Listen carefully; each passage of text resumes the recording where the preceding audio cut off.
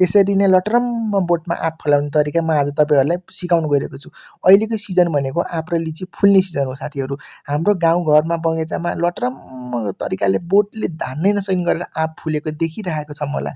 तर फुलेको अनुसार हाम्रो आँपमा झिँगा हाने किन लाग्दैन त? त्यो भनेको म त्यसको आइडिया दिन गइरहेको छु आज। तपाईँहरूको हाम्रो बगैँचामा यति धेरै फुल्छ कि फुल अनुसार आँपै फल्दैन र हामीले कति उपचार गर्छ मलाई, औषधि हाल्छ मलाई आँप अडाउने, तर त्यति औषधि उपचार गर्दा पनि आँप अडिन्न। म त दिक्क भइसकेँ भन्नु छ भने तपाईँहरूलाई यो भिडियो एकदमै काम लाग्न सक्छ साथीहरू। यो मेरो बगैँचाको यो बोटमा यति धेरै आँप अडिएको छ कि कुरै नगर्नु साथीहरू। त्यही भएर तपाईँहरूलाई मेरो आइडिया तपाईँहरूलाई सेयर गर्न गइरहेको छु साथीहरू।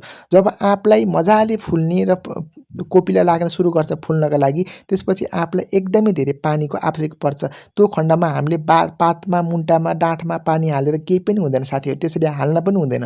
त्यसरी मेन पानी कसरी हाल्ने त आँपलाई भन्दाखेरि आँपको फेदमा मजाले खोचालेर खाल्टो जस्तो बनाउने, माटोहरू राखेर डुबिल्काहरू जस्तो पानी जम्ने ठाउँ बगेर आँपको फेदमा पानी नअडिकन बगेर गयो भने जरा पुग्दैन। त्यसै कारणले यसरी डुबिल्का जस्तो खोचाल्ने अलिअलि र माटोको थुप्रो बनाएर पानीहरू अडिने ठाउँ बनाउने र मजाले पानी हाल्ने कि साथीहरू। यति मजाले पानी हाल्ने कि दिनदिनै होइन, जब यो कोपिला लाग्छ नि, कोपिला लाग्न सुरु गरेपछि त्यसपछि मजाले पानी नै ताल हुने गरेर मजाले त्यो जरा, त्यो भित्रको जरासम्म पुग्ने गरेर मैले जसरी यसरी पुरै ताल बन्ने गरेर मजाले कोपिला लागेबाट फुल खेलुन्जेलसम्म र अलिअलि त्यो दाना बसुन्जेलसम्म मजाले भिजाउनु साथीहरू। यति धेरै आँपको दानाहरू लाग्छ, तपाईँहरू दङ्गे खानुहुन्छ क्या। त्यो सिँचाइको अभाव भएर, सिँचाइको सुक्खापना भएर मात्रै हो आँपहरू झर्ने, यो झिँगा नलाग्ने, फुलको तुलनामा झिँगा कम लाग्ने हो भने मजाले भिजाएको बेलामा एकदमै धेरै झिँगा लाग्छ। आँपलाई एकदमै यो फुल खेल्ने बेलामा एकदमै धेरै पानीको आवश्यक पर्छ र हामीले पानी नहालेको खण्ड, खडेरी परेको खण्डमा